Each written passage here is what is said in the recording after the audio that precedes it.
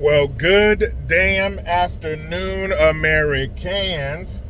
Jericho Green here with you once again. Hit the link. Give me a follow on X at green_Jericho. So, Donald Trump, 45th president, survivor of an assassination attempt, and the next president of these United States of America, went in front of the National Association of Black Journalists. Anyway, he went up there, and the girl, I don't know who the hell she was. I'll put a link to it. You can see the video yourself. But the woman who was interviewing him, were up on the stage, her and Trump sitting down, this black journalist, and she says, well, let's start with the elephant in the room. You've called black journalists dumb. You've said that their questions are racist, and you had a racist at your house in Mar-a-Lago for dinner, and you've said all these racist things about black folks. She just started attacking him right off the bat.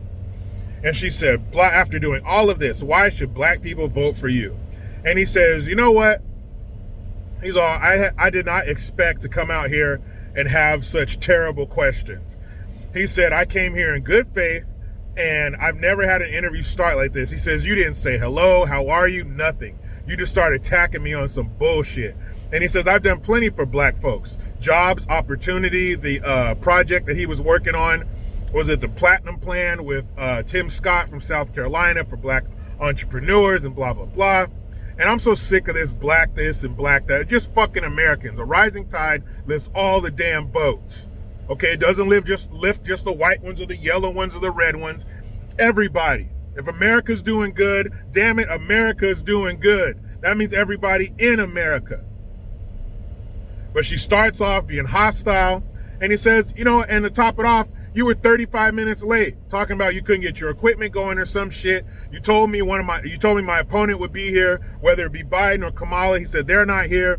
You said you're letting her do it over a Zoom. I gotta be here. She's not even here. You fucking lied to me.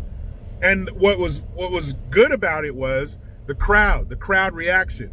You hear people clapping. You hear people agreeing. You hear some people that might have been booing or something or yelling shit, but they were shouted down by the people who were agreeing with him. You have a room full of black journalists who were agreeing, for the most part, agreeing with Donald Trump, who's supposed to be, you know, George Wallace. What's the other guy? George Wallace, Bull Connor, you know, reincarnated. And they're agreeing with him because they know it's a bunch of bullshit. And when he called the black journalists, he said they were asking, their questions were racist and they were dumb. He was talking about the individuals. But as we know, willful ignorance is a mainstay in the mainstream mediocre's diet. They must have willful ignorance to stay upset about bullshit and to have the lower rung of the black community upset.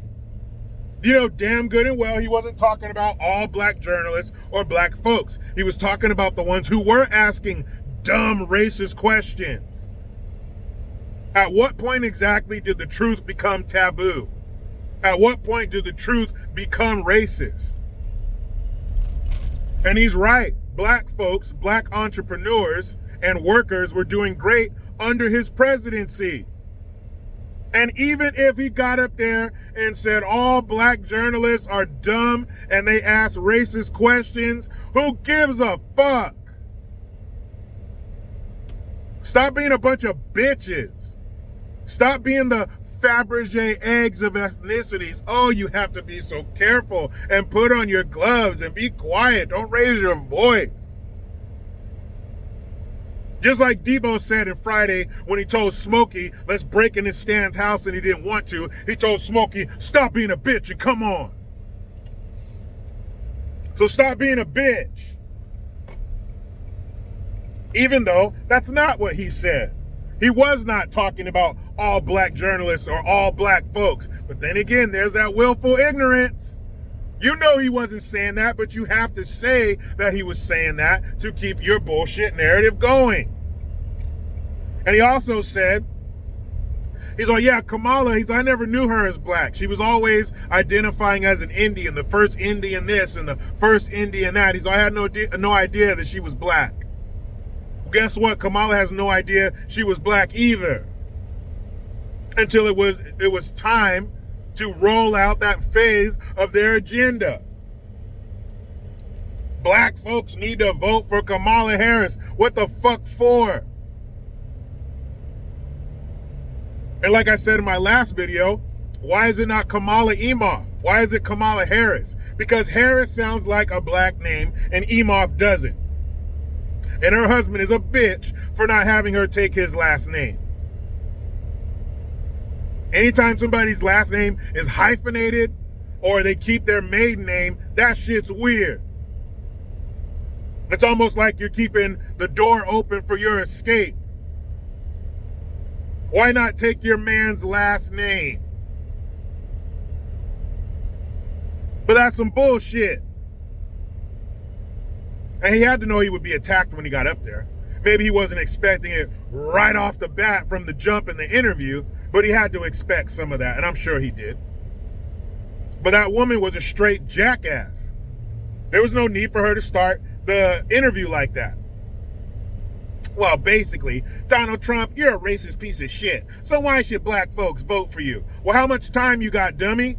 Because there's a bunch of reasons that black folks should vote for Donald Trump. But here's the main one. Money, money, money, money, money, and money. That's why. You want more money in your pocket?